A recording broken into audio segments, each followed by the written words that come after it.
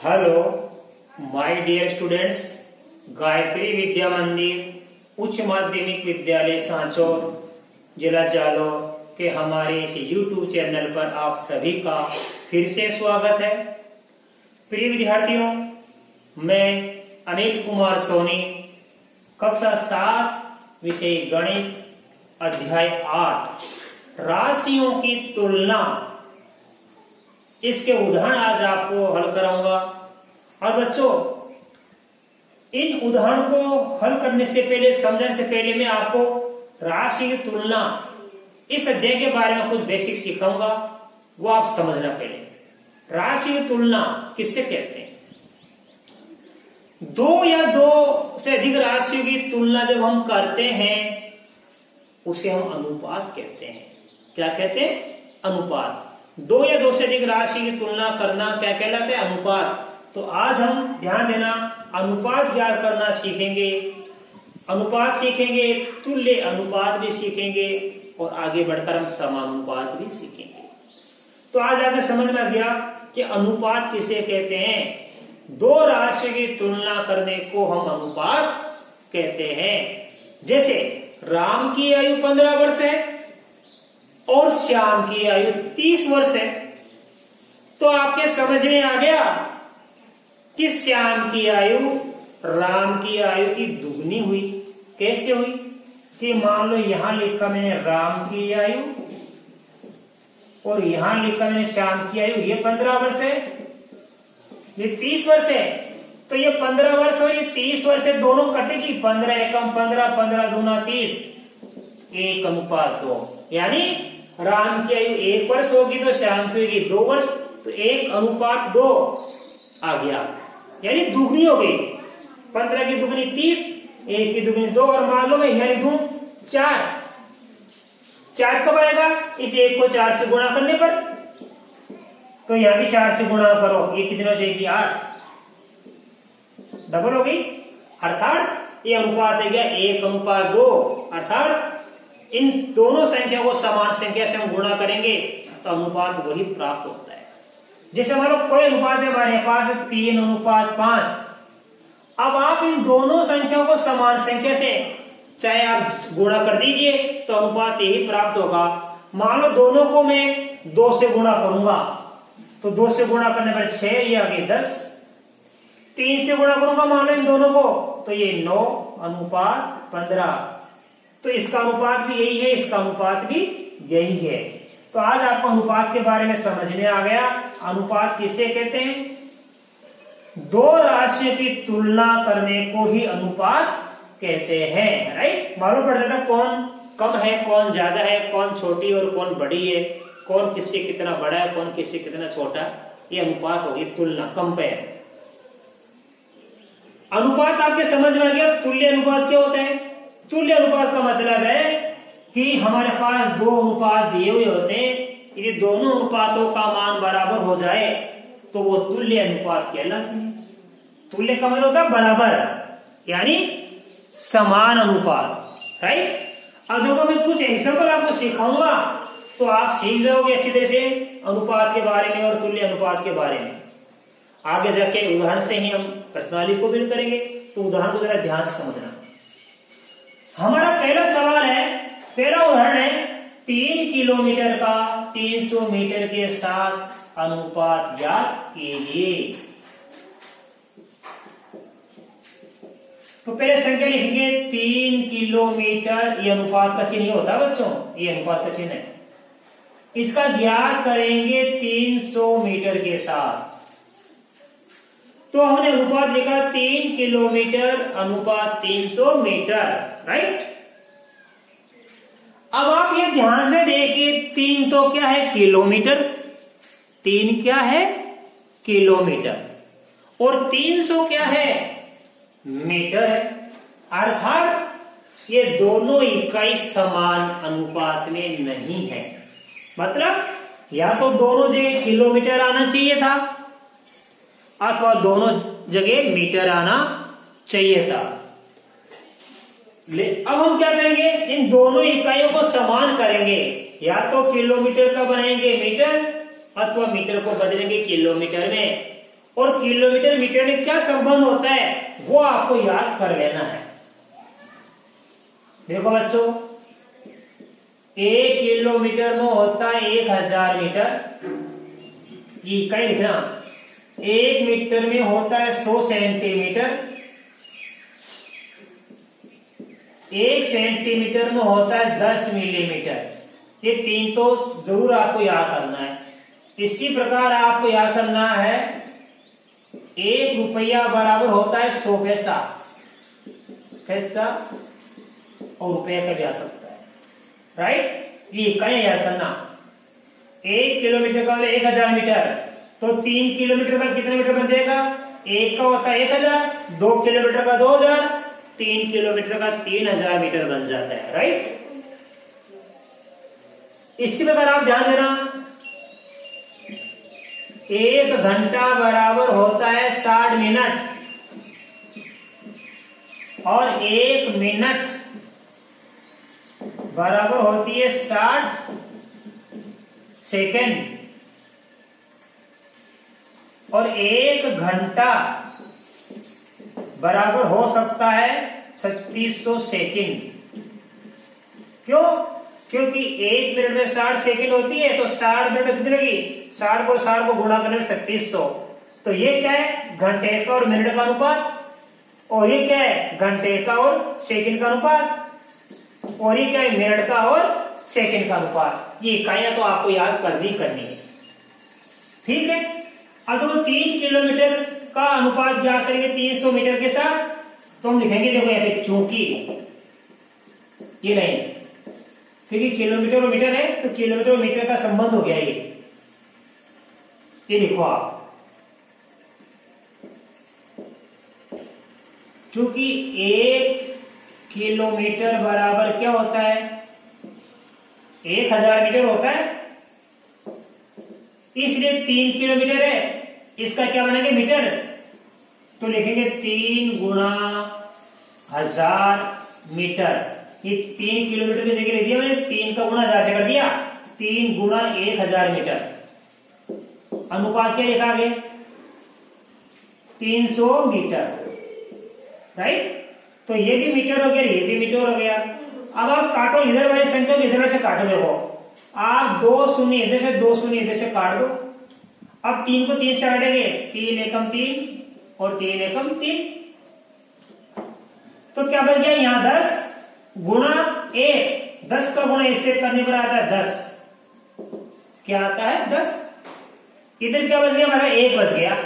क्या बच गया हमारे पास में? 1 बच गया। तो 10 अनुपात 1 आ गया इसका आंसर। इसका आंसर आ गया हमारे पास में 10 अनुपात 1, राइट। तो 3 किलोमीटर का 300 मीटर के साथ में अनुपात ज्ञात किया काट के, तो 3 किलोमीटर है ये 300 मीटर है, इसका हमने बना लिया मीटर। 3 किलोमीटर का बनता है 3000 मीटर, 3 गुणा 1000, और ये 300 मीटर वैसा वैसा। तो ये भी मीटर बन गया, ये भी मीटर बन गया, समान इकाई बन गई। अब हम इनको काट के कर लेंगे, तो उत्तर आ गया 10 अनुपात 1। अब देखो बच्चों, सवाल नंबर 2 लिखा है, क्या अनुपात 1 अनुपात 2, 2 अनुपात 3 के बराबर है क्या? ये हमें जांच करनी है कि दोनों अनुपात बराबर है क्या। तो अनुपात समान है, इसके लिए हम क्या लिखेंगे? 1 अनुपात 2 व 2 अनुपात 3 तुल्य है, इसकी जांच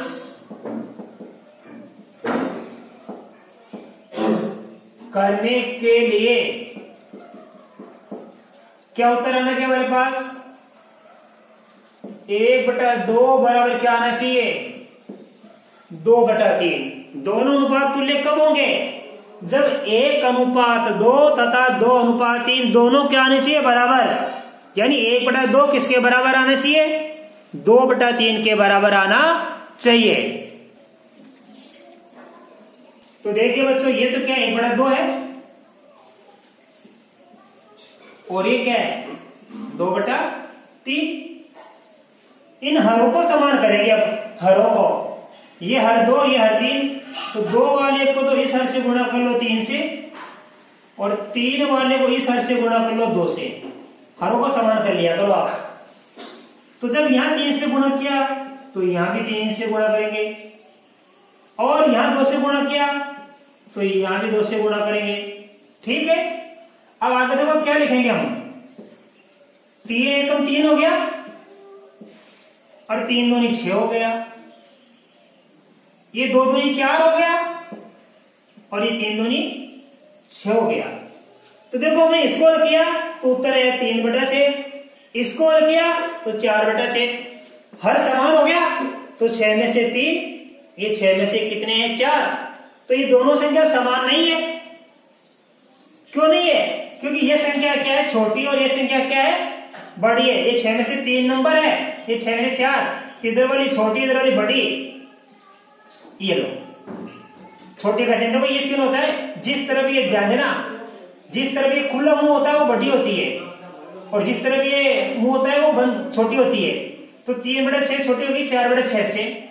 तो देखो यहां पे क्या है, ये दोनों क्या बराबर नहीं है।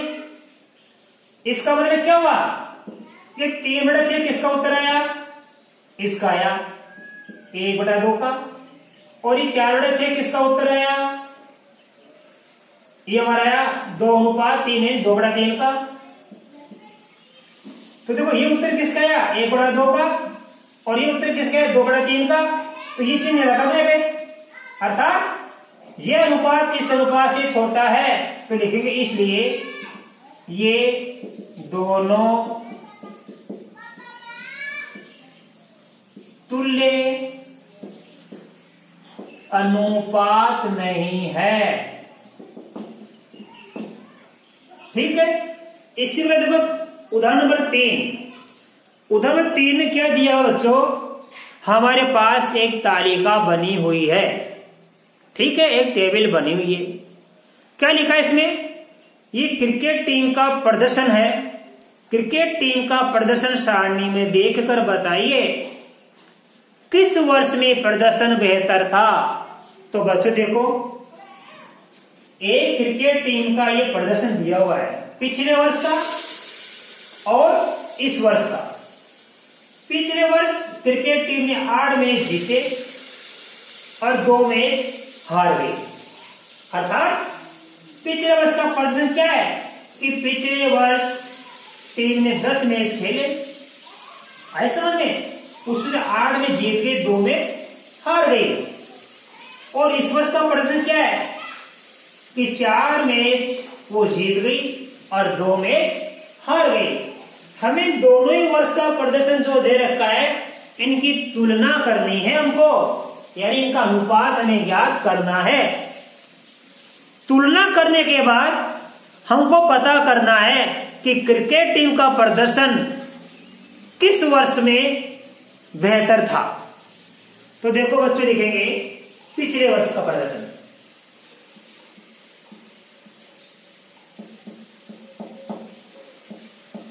पिछले वर्ष टीम का प्रदर्शन, ध्यान देना,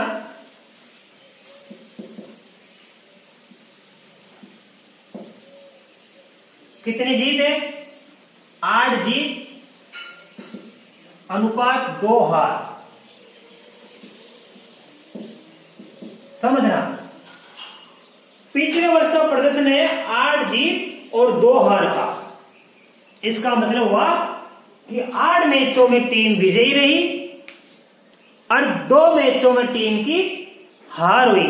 तो जीत और हार का प्रदर्शन क्या हो गया, 8 जीत अनुपात 2 हार। अभी कटती है दोनों 2 से, किससे कटती है 2 से। ये 2 से कटेगी 1 बार और ये 2 से कटेगी 4 बार। तो क्या हो गया, ये 4 जीत अनुपात 1 हार। ये अनुपात आ गया इसका, 4 जीत और 1 हार। तो अनुपात आ गया 4 मैचों में जीतती है तो 1 मैच में हारती है। अब हम ज्ञात करेंगे इस वर्ष का प्रदर्शन।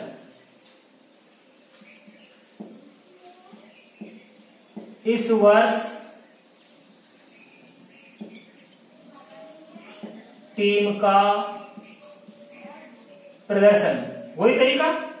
इस वर्ष में क्या है, 4 जीत है और 2 हार है।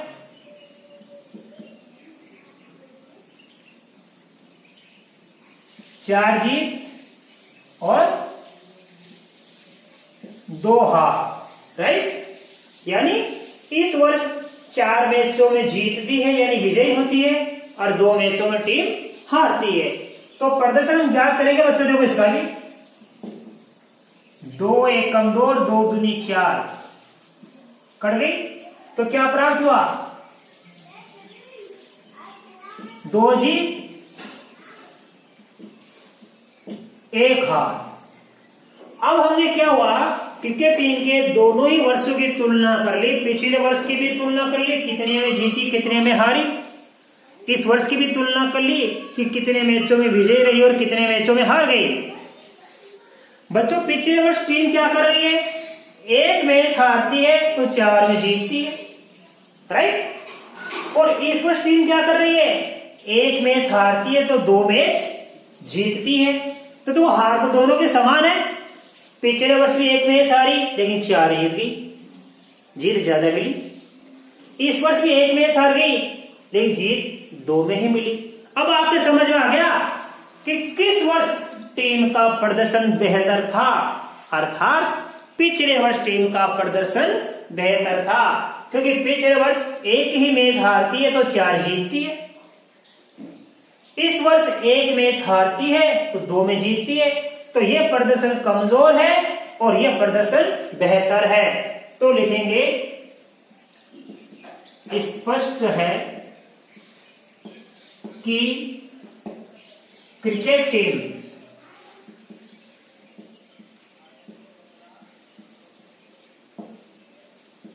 का प्रदर्शन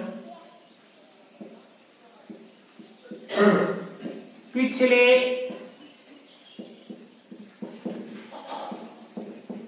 वर्ष बेहतर था। इसका आंसर आएगा।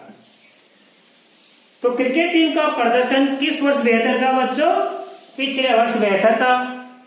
तो मैं आशा कर सकता हूं कि बच्चों आज आपको बताए गए 3 हमने उदाहरण नंबर 1, उदाहरण नंबर 2, उदाहरण नंबर 3 बड़ी अच्छी तरह समझ में आएंगे बच्चों। और बाकी आगे के उदाहरण मैं आपको कल नए वीडियो में सिखाऊंगा। तब तक के लिए धन्यवाद।